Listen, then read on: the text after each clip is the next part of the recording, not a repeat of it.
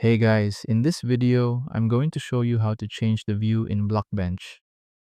Changing the view helps you model more accurately from different angles.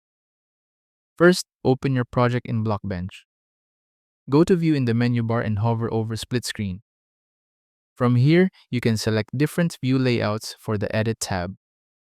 These are the available view options you can choose from.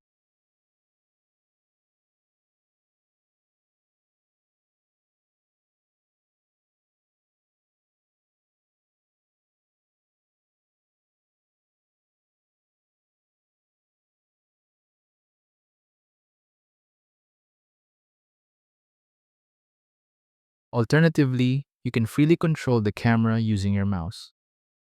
Left-click and drag to rotate the view. Use the scroll wheel to zoom in and out. Right-click and drag to pan the camera.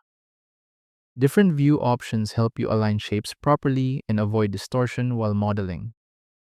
And that's how to change the view in Blockbench. Thank you so much for watching.